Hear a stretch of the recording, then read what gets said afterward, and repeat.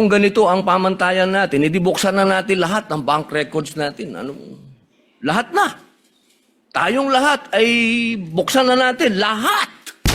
This bolsters our theory, of course with all due respect to the opposing side, na kaya namin tinatawag o kaya namin natawag na fishing expedition ito. Kasi lahat na ng records hiningi, pero hindi naman matukoy. Which would actually be relevant? Which would actually be evidentiary to the accusations they have made under the articles of impeachment.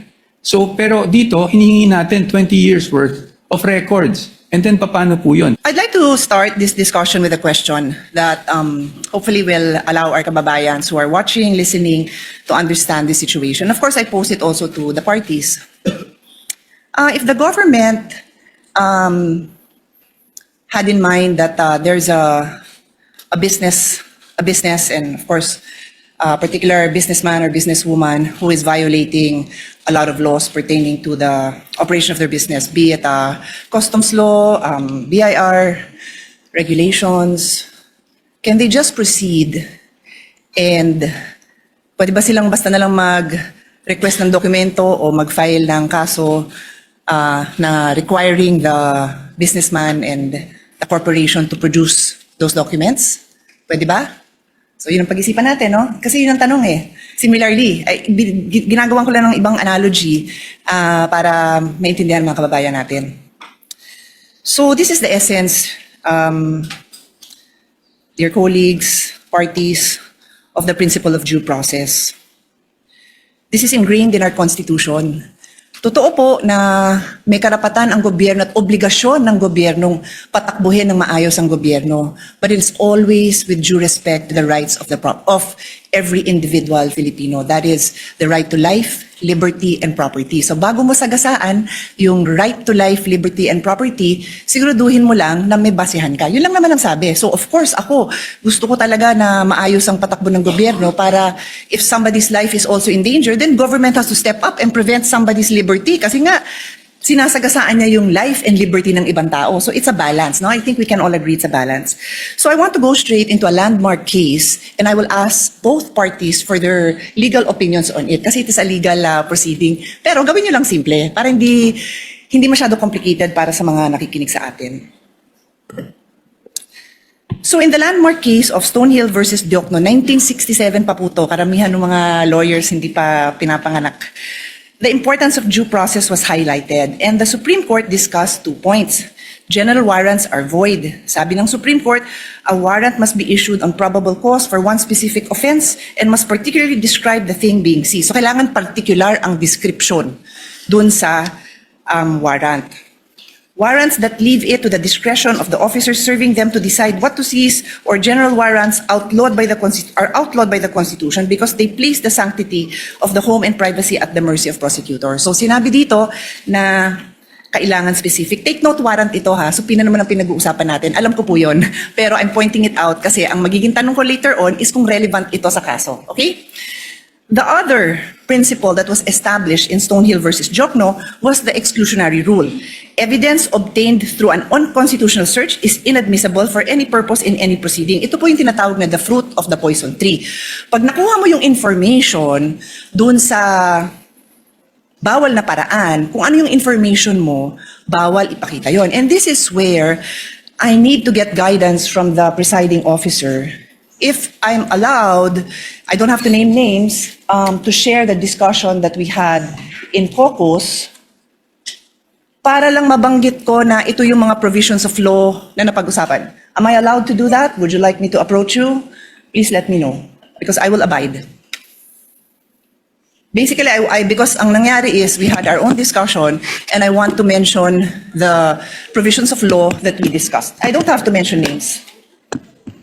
The lady may proceed. Okay, thank you. So, tungkol dito sa exclusionary rule, ulitin ko, fruits of the poison tree, dun nga sa aming very open discussion, and I thank many of our colleagues who were I think we engaged in a fruitful discussion for some, not for all. I think yung iba talagang gustong makipag-debate at di-debate kasi gusto ko rin matuto, no? I think all of you will attest na I also wanted to learn from all of you kung anong perceptions nyo sa batas, kung ano din yung sinasabi ng mga abogado nyo. So dun sa fruits of the poison tree, sabi ko, kung yung pinanggalingan ng mga dokumento bawal na kunin ng basta-basta, then paano mo gagamitin? And meron kasing observation na lumabas na kasi yung documents na yon sa House. So nakita na ng publiko sa House. So sabi ko, pero if I will look at, and this is where I will pose the question to all of you, no? Medyo layered so pasensya na sa medyo complicated. Yung isang concern ng defense na nabasa ko is that hindi nag-allege ng ultimate facts. Hindi klaro kung ano yung naging kasalanan at hindi na-identify ng maayos itong facts na to that lead to a conclusion of law. So, wala daw yun. Later on, I will ask both parties again to also clarify that. But the point is, kung walang basihan yung paglabas ng ebidensya na yon, it is the fruit of the poison tree, then you cannot use it. So yun yung importante dito kasi I'm sure nakita nyo sa korte kahit sabihin nyo pong sa mga legal drama na na-throw out, the case is thrown out because na-violate ang due process. So that's the discussion I want to have. I want to hear both ha. Wala akong kinikilingan dito. I'm just explaining na yun yung argument ng defense na walang due process, kulang at why prosecution would you say na nasusunod yung due process. And before I give the floor to the parties, yung sinabi kong kaso na Stonehill versus Diokno, very interestingly, involves the esteemed father of our colleague, Congressman Prosecutor Chel Diokno.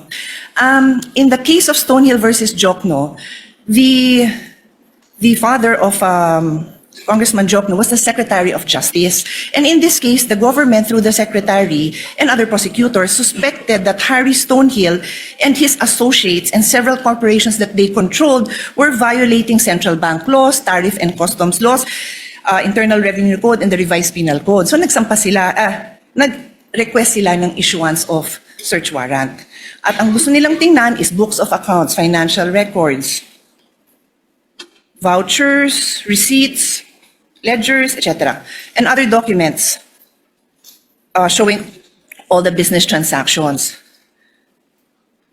Stonehill and the other petitioners filed a petition before the Supreme Court arguing that the search warrants were general warrants because they did not particularly describe the things to be seized. So, general pa pala yun. Books of accounts, financial records, receipts. General pa pala yun. And the Supreme Court ruled that indeed, general warrants are void. Warrants must be based on probable cause. Nasabi ko na yun, ano? And then the case also adopted the exclusionary rule, holding that evidence seized under an unconstitutional warrant is inadmissible. So, I now pose my questions. Applicable po ba ang kaso na ito, Hill versus Diokno, as far as the prosecution is concerned, and then also for the defense, applicable. Take note, I've read most of the pleadings, well, all of the pleadings, mahahaba sila. I kinda know your answer, but sa dami, I like to hear it again, and I think, of course, karamihan ng kababayan natin did not read it. So explain natin sa kanila, because this is a landmark case. Kung ikaw ay law student na magbabar, ito yung mga kasong titingnan mo. So malay mo, matanong yan sa bar. So nakatulong man lang tayo dun sa mga bar students na maliwanagan sila. Baka mamaya trick question to. Is it applicable or not? That is my question. I will sit down and then I will come back for my next. Thank you. Thank you, Your Honor. If I may be recognized. The member of the panel of prosecutors may proceed to give his answer. Thereafter, the counsel for respondent may do so as well. Iba po ang konteksto ng search warrant na naging main issue sa Stonehill versus Diokno. Sa konteksto po natin na sa PINA ang pinag-uusapan. Ang search warrant po, ang governing law po dyan ay nasa Bill of Rights natin, Article 3, Section 3. At kaya siya nandun dahil very invasive po ang search warrant. Pag ang isang judge ay nag-issue ng search warrant, pwedeng pasukin yung opisina o yung bahay ng person involved, pwedeng halongkatin yung lahat ng mga gamit niya doon sa kanyang opisina o sa kanyang bahay. Kaya po naglagay ng maraming limitasyon ang ating konstitusyon dahil marami ng pang-aabuso, marami ng mga halimbawa ng pang-aabuso na nangyari kahit noon pa. Iba po ang pinag-uusapan natin ngayon. Ang pinag-uusapan natin ngayon ay subpoena. Hindi po ito license to enter an office or to search any place.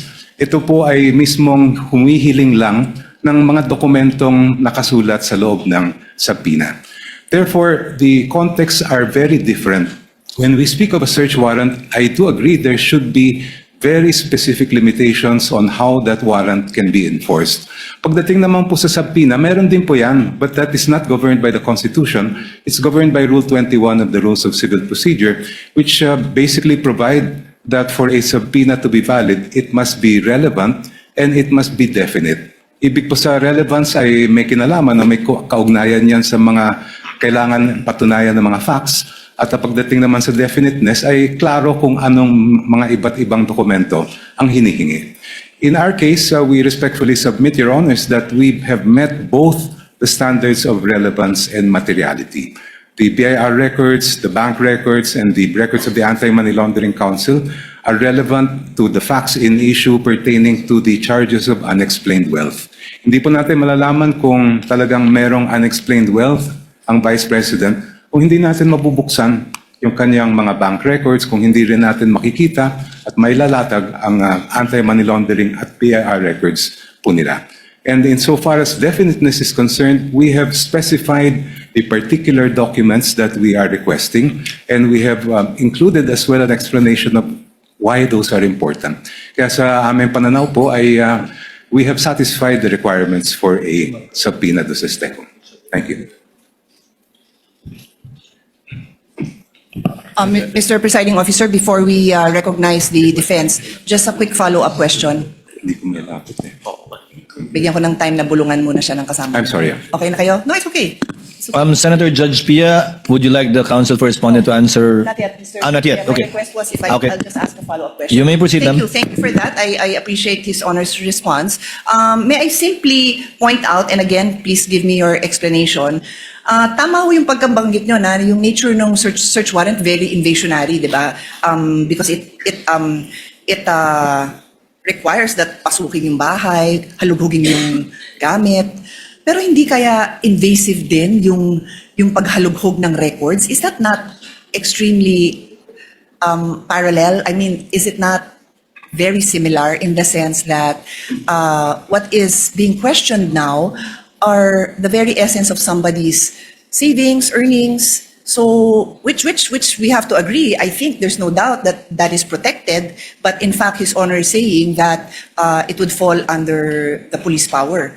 So, imbis na papasukin mo sa bahay na nandun yung mga dokumento, you will do the same by asking these agencies, whether it is the BIR, the banks, or AMLA, to now reveal these documents. So that's my question. Is it in the prosecution's is it the point of view of the prosecution na iba yon, hindi ba invasive yon? Kayo gumamit ng word na invasionary, no, but I'll use invasive, I think. Yeah. Anyway, please answer, and then we'll give the floor to the defense, Mr. Presiding Officer. Counsel for the panel for prosecutors may Thank you, Your answer as he pleases. Yung pong search warrant, kung ano man ang makuhang ebidensya doon, ay direktang binibigay po yun sa court, and that is now considered as evidence by the court that issued the search warrant. Iba po ang subpoena, dahil pag naglabas ang isang hukuman ng subpoena, itong mga records ay hindi po siya considered yet as evidence. Yan po ay ipoproduce lang, dadalhin lang po sa korte, and now it is up to the parties, and I refer to both parties, to decide which of those documents may be relevant in terms of the evidence that they are need to present. Yung pong nakikita po natin sa subpoena, it is not in any way invasive because, as I mentioned earlier, as pointed out by Senator Enrile when he was the presiding officer in the Corona trial, we are simply having those documents produced. The admissibility of those documents will only be determined after, if offered by the parties. Kaya po sa aming mga pananaw ay malaking-malaki ang pagkaiba ng search warrant sa subpoena. Your Honor, may I be... With the permission of the lady Senator Judge, counsel for respondent may now give his answer to her query. You may proceed, sir. Thank you, Your Honors. Your Honors, ang posisyon po ng depensa dito ay subpoena and a search warrant are very much similar in that both are compulsory processes. No? So, yes, hindi tayo papasok sa bahay ng isang tao o ng nasasakdal, but it will be intrusive because we will be opening up all the financial transactions for, sabi nga dito, almost 20 years of the respondent. Kaya po, katulad ng isang search warrant, the things that we are asking for through a subpoena must be particularly described. Kanina po, nabanggit po ng aking kagalang-galang na opposing counsel na particularly described na po yung kanilang naisulat. However, the defense does not agree with that proposition because if you look at it, tama naman po. Nakasulat po dito ng hinihingi nila ay account opening and maintenance records, KYC documents, information files, signature cards, all account and transaction records, ledgers, journals. Basically, Your Honors, this is everything. Ibig sabihin, ni-specify lang nila ang nilalaman ng lahat ng bank records ng respondent. So in our view, Your Honors, while they took pains to specify each and every document, the truth of the matter is they're asking for everything. Ngayon, pagdating sa subpoena, and even in the case they cited, yung Rocco versus Contreras, no? Nakasulat po doon that for a subpoena to be validly issued, when we talk about particularly describing yung kung ano yung hinihingi, it has to be evidence that is both relevant and material. So ang tanong namin, saan ba dito yung relevant or material? Kasi lahat na po ng records hiningi eh. So, and this bolsters our theory, of course with all due respect to the opposing side, na kaya namin tinatawag o kaya namin natawag na fishing expedition ito. Kasi lahat na ng records hiningi, pero hindi naman matukoy which would actually be relevant, which would actually be evidentiary to the accusations they have made under the articles of impeachment. So, pero dito, hinihingi natin 20 years worth of records. And then, paano po yun? Hihimayin natin, maghahanap tayo ngayon kung may relevant o wala. Which brings me back to yung BIR records. Nakaseal po yung box. So, I would say, both parties, hindi natin alam kung anong nasa loob nun. Yet, we're hoping na somehow, pag nabuksan yung box na yon, meron po tayong makitang ebidensya. And that's why, again, with all due respect, we called it a fishing expedition. Kasi hindi naman na-identify kung ano mismo doon yung pwedeng ebidensya laban sa sinasabing unexplained wealth umano ng Vice Presidente. So, with the question, for us, yes, the Stonehill case, Stonehill versus Diokno, directly applies to the current proceedings. Kasi nga po doon, sinasabi talaga na dapat specified yung hinihingi, particularly described and relevant. But as of this point, they're asking Your Honors for all of these things. And again, while they specified each and every document, kung babasahin niyo po ng mabuti ito, they're actually asking for all bank records without, in fact, telling us which transaction is relevant to their accusation, which transaction will actually support their accusation. Yun po yung aming pananaw dito sa tanong ng ating kagalang-galang na hukom. Thank you po. If Your Honor, please may be allowed to respond. Hold on, counsel for the panel of prosecutors. Senator Judge Pia is the one asking the questions. Unless it's not a debate between the two counsels, you're merely responding to answers from questions by senator judges. I actually prefer not, pero alam mo na, baka sabihin naman na may bias tayo pag di ko naman pinayagan. Di payagan. no, I defer to... Senator Judge Pia, you asked the question, they answered. It is not for the opposing counsel to answer points raised. They had that chance when they did their oral arguments, rebuttal and rebuttal. You may proceed with your question, Senator Pia. Sige, my question is, what is your question? Or what is your comment? Go ahead. But keep it brief. Keep it brief. Thank you so much, Your Honor. I just wanted to point out that this is the first time actually an impeachment court is faced with the challenge of determining whether the charges of unexplained wealth are valid or not. And yung previous Corona case, hindi po pinayagan ng impeachment court yung Article 2.4 ng Article 2. At kung ang magiging batayan po natin ay yung naging mga desisyon ng ating Korte Suprema, sinabi mismo ng Supreme Court in several cases na pag ang usapin ay unexplained wealth, kailangan makita yung kabuuan ng kinita ng isang lingkod bayan at yung mga dineclare niya sa salian. Just to quote just a very short portion, sabi ng Supreme Court from the same case I cited earlier, the Ombudsman's failure to account for all lawful sources of income, including proceeds from business ventures and government benefits, further weakens the allegation that Rafael's wealth was unexplained. The incomplete assessment disregarded his accumulated assets over decades of public service, making it impossible to determine whether his property acquisitions exceed his legitimate financial capacity, end quote. Hindi lang naman po dito sa harapan nitong hukom ginagawa yung pagtingin sa kabuuan ng isang lingkod bayan. The Supreme Court has done it in this case where they looked at decades of the financial records of the person charged with unexplained wealth. And it has also happened in the cases of Rabusa and Ligot, which were decided recently by the Honorable Court. Thank you. Your Honor, may I at least be given just 1 minute to respond to that, Your Honors? But of course, I will submit to the Senator pleasure Judge Of course, I will, yield. guess, Of course, give I you yield. the same opportunity, I'm assuming. Yes, Your Honors. Again, hindi ko po tinutuligsa o ino-oppose yung mga na-mention na case ng aking distinguished opposing counsel. However, those cases do not involve impeachment. And why is that relevant?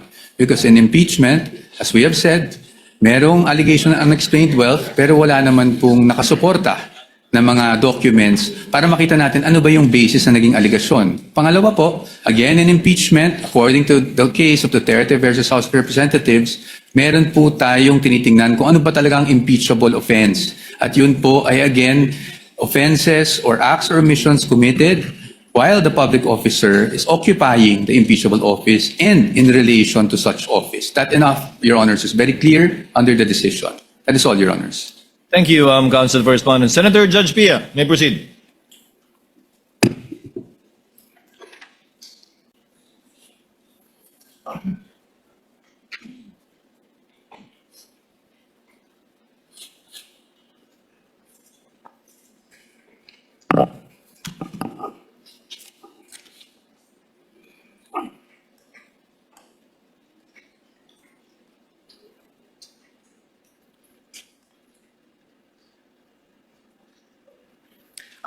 Mr. President, Mr. Presiding Officer, I'll go to my next point, but it will kind of overlap with this point as well, so bear with me.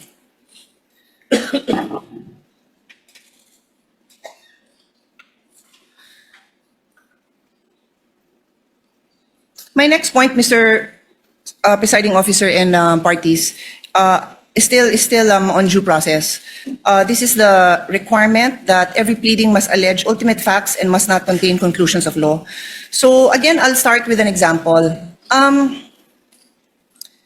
If, for example, if there's a case filed, no, and sabi, si Juan robbed the house of Mario. So para maintindihan ng mga kababayan natin, Juan robbed the house of Mario. That is a conclusion of fact. Nangyari na daw yun. And if there's another allegation that says, therefore, Juan is guilty of robbery, that is a conclusion of law.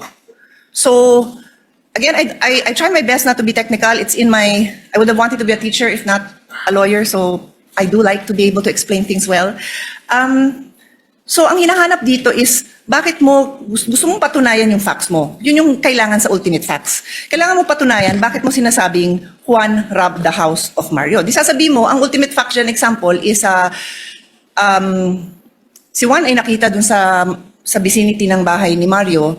Tapos ito si Mario, narinig na nagsisigaw na ninanakawan kami, whatever. Tapos yun, meron siyang testimonya na ano yung nawala sa kanila. Tapos may nakakita na kamukha ni Juan yung nandun. Tapos namukhaan nila, na-describe nila na 5 feet 10, medyo mapayat, ganon. So yun yung mga ultimate facts na later on sa evidence, patutunayan. That's just very general, no?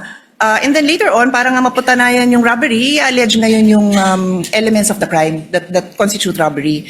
So, nung di pa ako abogado, di ko naman alam ang difference ng robbery and theft. Yung robbery kasi qualified yan eh. So, pumasok siya sa bahay using violence. That's what makes it robbery. So, kailangan i-allege yun.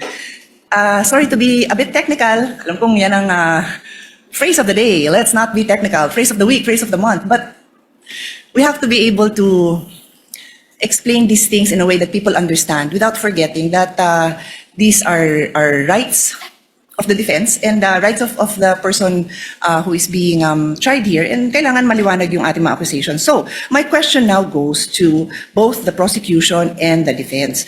I know that the defense in their answer questions the failure of the complaint or the articles to allege ultimate facts, and therefore, I think they filed the case before the Supreme Court. I'll give you your time to answer because I don't really recall that I heard it mentioned in the oral argument. So, again, with the permission of the presiding officer, papasadahan ko lang naman na nabanggit ko yun na nandyan yan sa nandun sa memorandum, pero hindi ko naalalang, I'm just speaking naman for myself kung ano yung mga sinabi ko dun sa aming meeting, na hindi ko naalalang nabanggit. Baka naman nasabi, hindi ko lang naalalang na-emphasize kasi nga limited yung time. But I do recall that it's in the complaint, it's in the answer, and then it's also in the memorandum. So, pinupursue nyo pa ba ito? Kasi me as a judge, importante to kasi paano ba didepensa ng maayos kung hindi nga nag-allege ng ultimate facts that go into the case? And then, for the prosecution naman, may I ask you kung saan because bawal ho na tanungin ko for you to state your case. I cannot do that, no?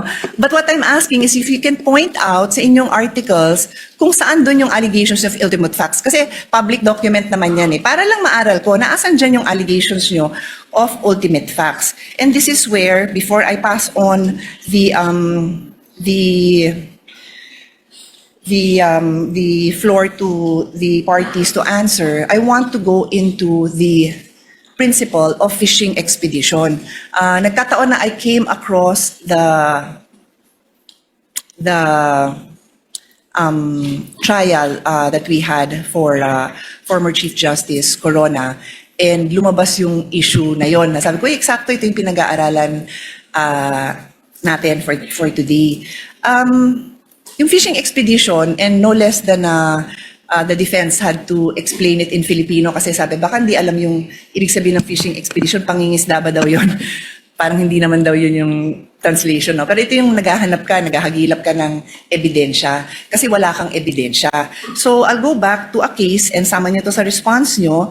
Doon po sa kasong Afologencia versus Metrobank in 2014,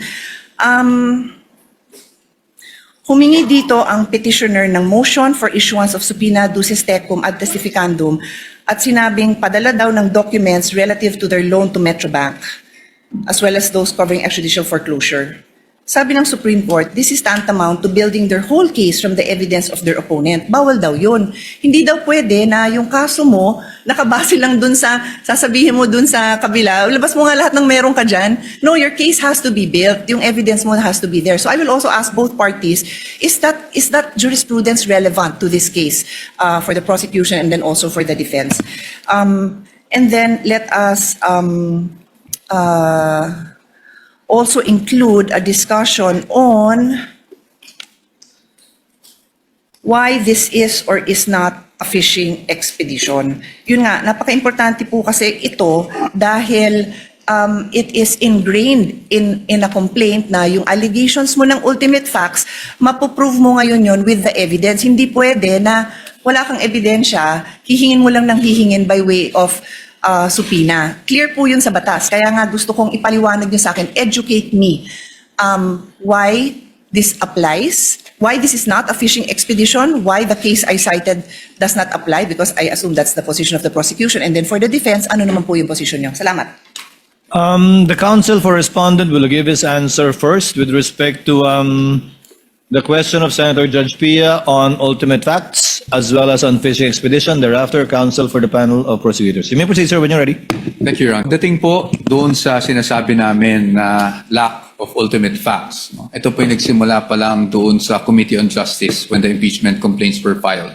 Because the allegation, and I'll stick just with this, I believe, Article 2.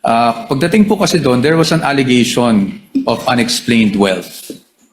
Pero wala pong nakasulat kung saan nila nakuha, ano yung basehan ng unexplained wealth na yon, ano yung act na ginawa ng Vice Presidente, kailan yon ginawa, at so sa amin, para masabi nilang nagkaroon ng unexplained wealth. Ang basic, if I may remember, was really just the fact na yung SALN niya ay lumaki from 2007 to 2025, which sa aming palagay does not show any factual allegation whatsoever, except for the fact that it grew bigger over a span of 20 years.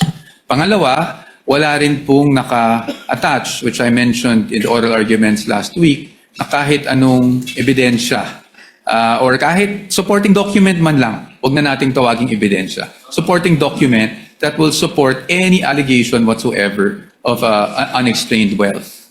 And that is why, nabanggit ko rin, na after the allegations were made, and this is even more significant, after the respondent had filed her answer, na tinawag pa nga nilang non-answer, doon lang po naghanap ng mga ebidensya na sakaling makasuporta doon sa aligasyon na iyon. That's very important for us because we had already filed our answer before AMLAC documents were suddenly produced with the issuance of subpoenas, before the BIR box were concerned, that we are concerning ourselves with was presented before the Committee on Justice. Nasa panahon na yun, tapos na po kami sumagot.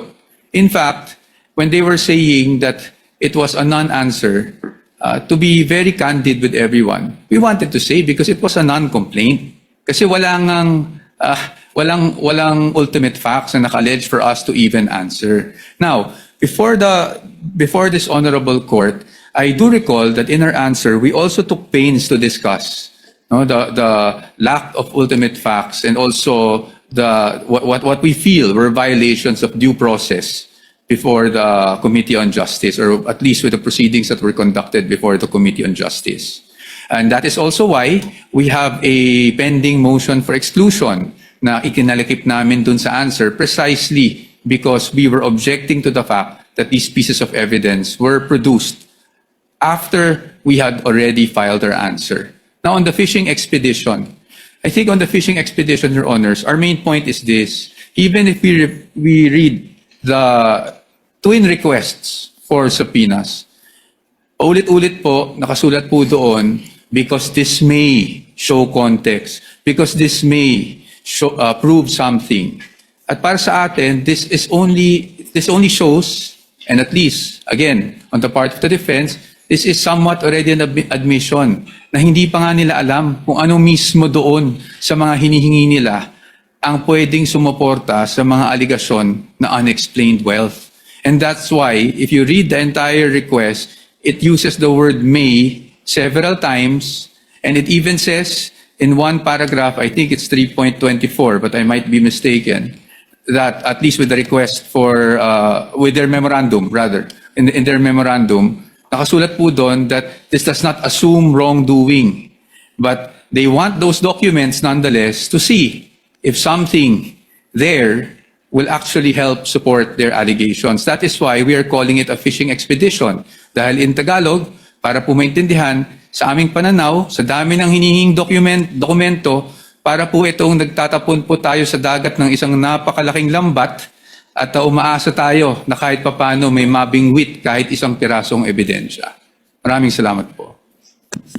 Counsel for the panel of prosecutors, the Honorable Jokno. Thank you, Your Honors.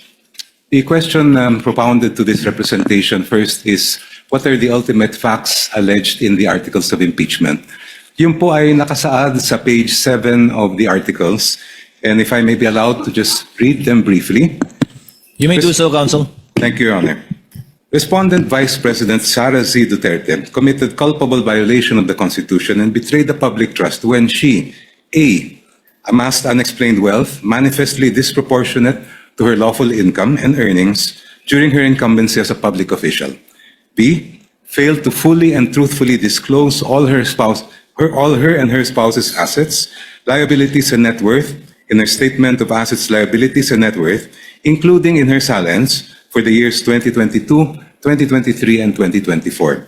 And C, failed to divest and instead willfully continued all her business interests during her tenure as Vice President for the years 2022, 2023, 2024, and 2025. Please allow me to briefly explain why these are ultimate facts. Ultimate facts are basically the essential factual elements that make up a party's cause of action or defense. Halimbawa po, pag murder, treachery, evident premeditation, lahat ng mga kinakailangan ng batas para mapatunayan na murder po siya. In our case, we are alleging, first of all, unexplained wealth. And based on the jurisprudence, the elements of unexplained wealth, the factual elements are amassing unexplained wealth, manifestly disproportionate to one's lawful income and earnings during one's incumbency as a public official. So, nasatisfy po namin yung requirement na pag-allege ng ultimate facts or essential factual elements sa tatlong bagay na po ito. The evidentiary facts follow in the succeeding pages of the articles. Doon po namin dinitalye kung ano yung mga iba't ibang paraan kung paano nakuha o naamas ni Vice President yung ang sinasabi natin na unexplained wealth. On to the issue of fishing expedition.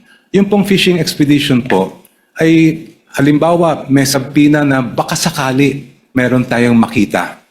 Yun po ang ibig sabihin ng fishing expedition. When the party requesting information does not know what might be produced and just as an off chance tries to use that instrument in order to gain evidence that may be used against the other party.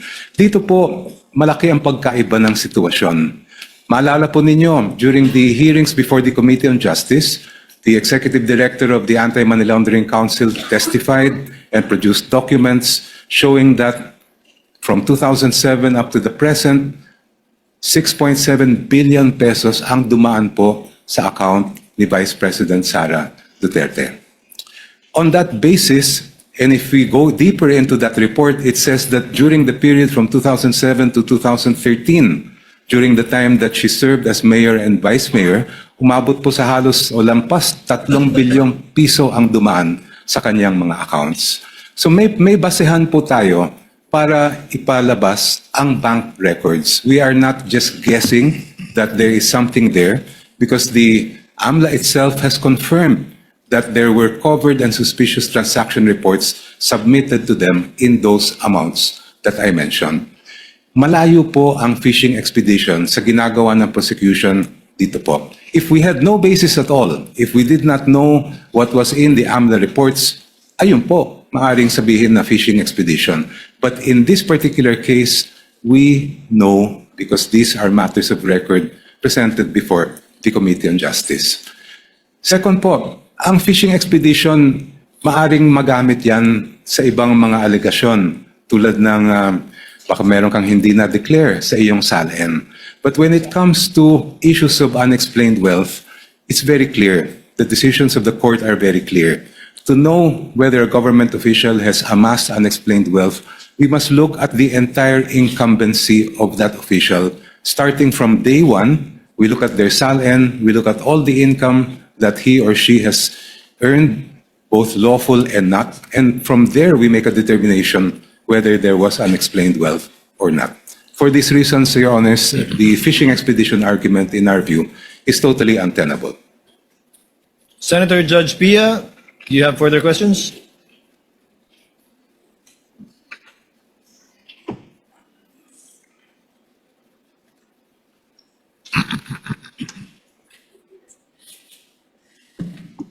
It's actually just a follow-up to what the prosecution, how the prosecution responded. I think Senator Alan Peter will go into it, but since this is my line of questioning, I'll follow up lang on this point. No, His Honor, I earlier mentioned the fruit of the poison tree doctrine, and ulitin ko, pagka yung pinanggalingan ng information nyo bawal, hindi nyo na pwedeng gamitin yon. So His Honor said, I'm referring to Congressman Prosecutor Chel Jokno, they know the contents of the AMLA report, something to that effect, because it was presented in the impeachment hearing in the House. That is correct, right? That is your statement? Yes, Your Honor. Yes, oo.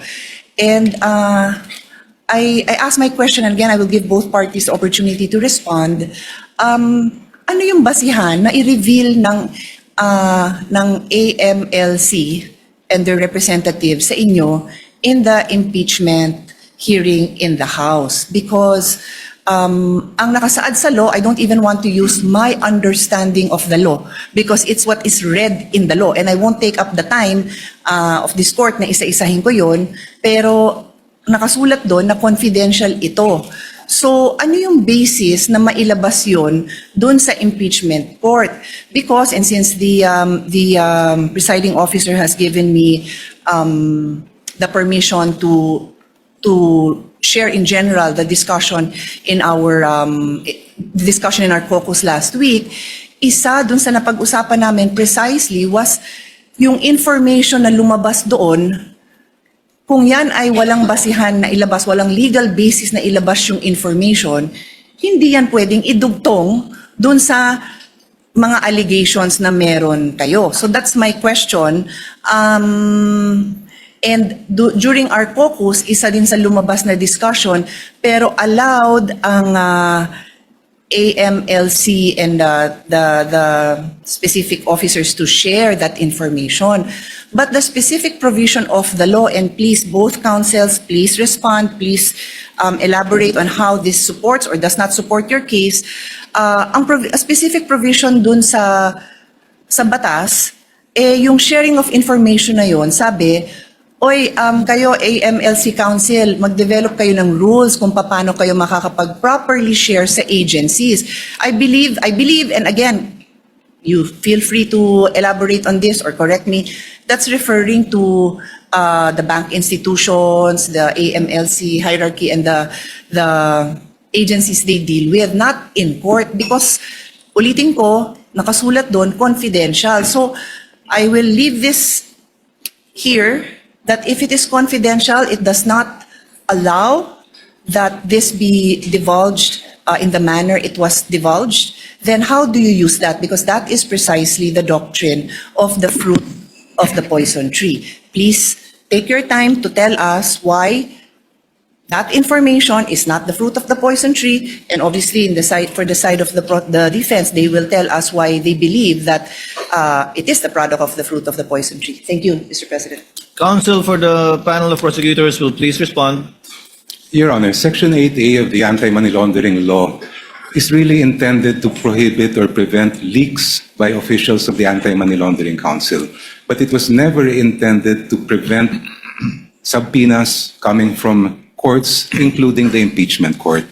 Almost every week, the Sandigan Bayan issues subpoenas for AMLA records. And despite what would appear to be a very categorical prohibition contained in that section, every time subpoenas are issued by the Sandigan Bayan, they are honored by the AMLA and no one is questioning them.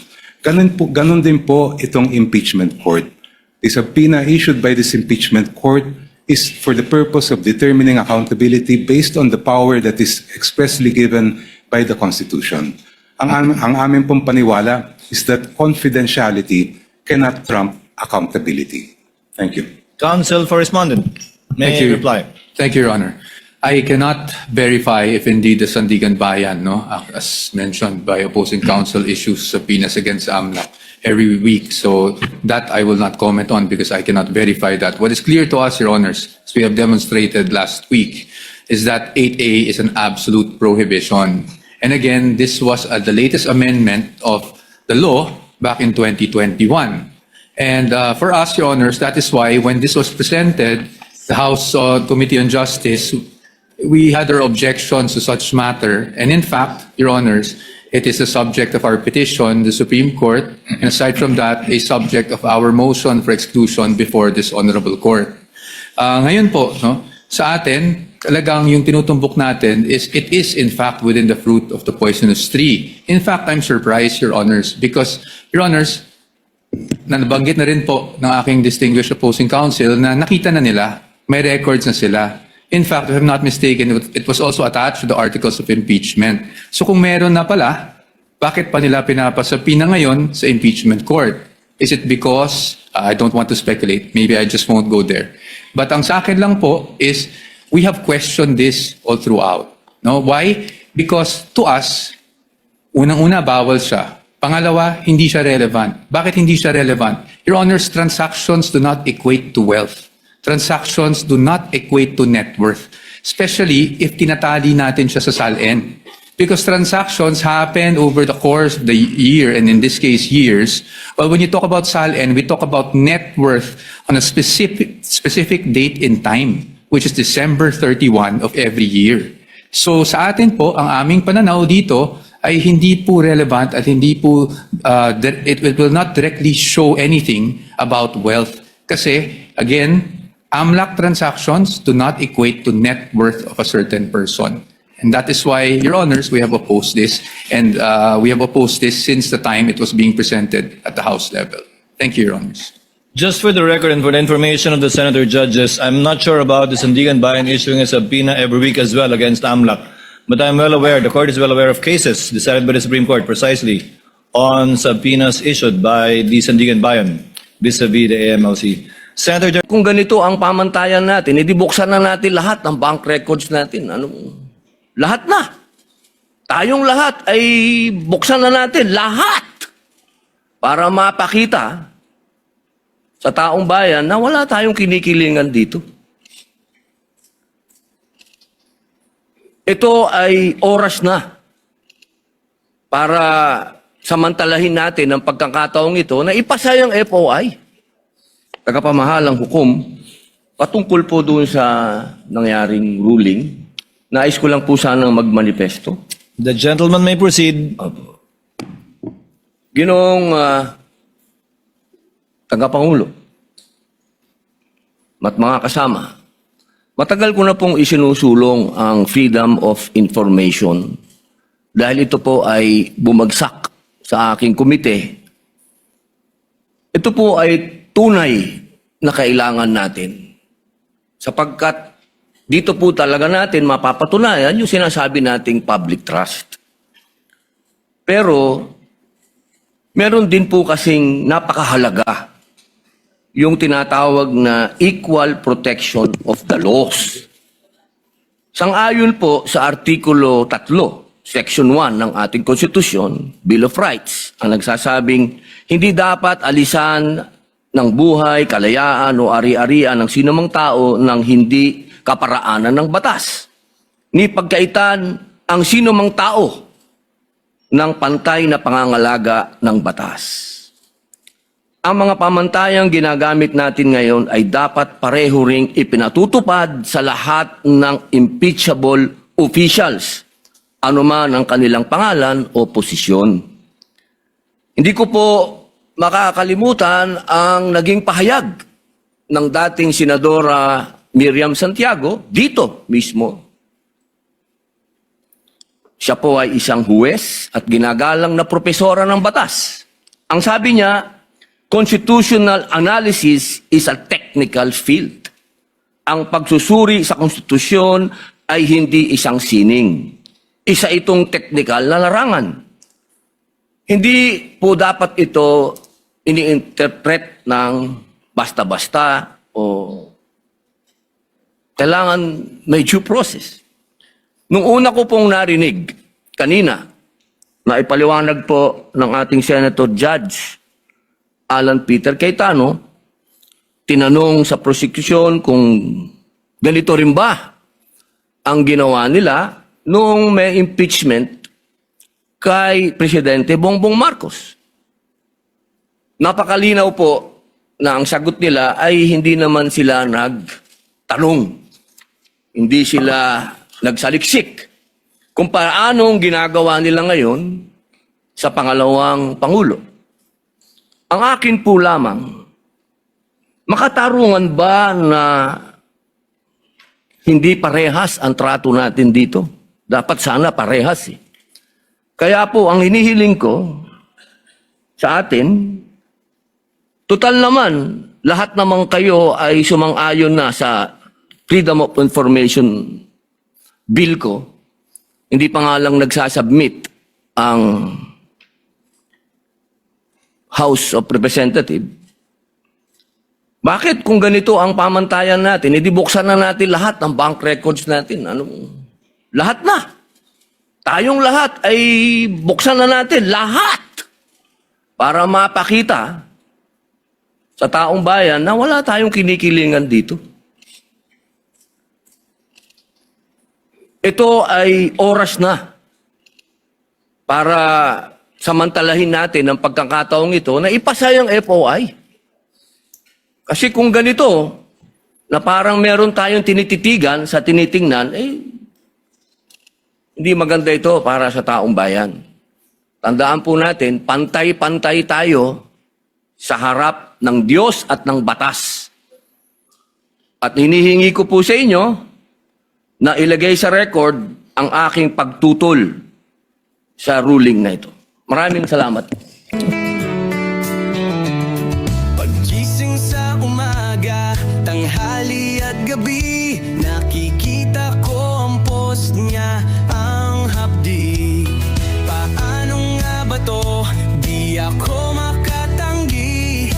Watch ko na lang at isipin ng mabuti. Bisdak Pilipinas. Bisdak, tinig ng katotohanan. Sa bawat vlog may laban sa kasinungalingan. Mulat ang mata, gising ang masa.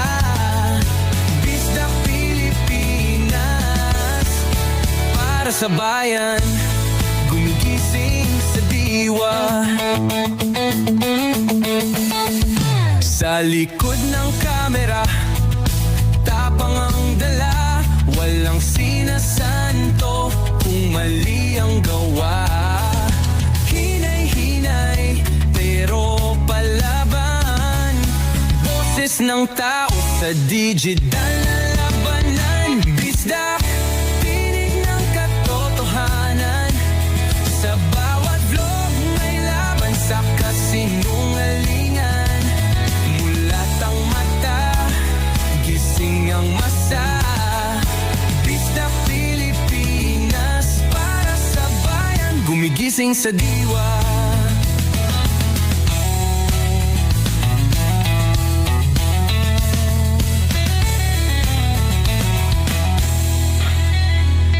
Hindi artista, hindi politiko, pero ang katotohanan, sigaw niya ay buo.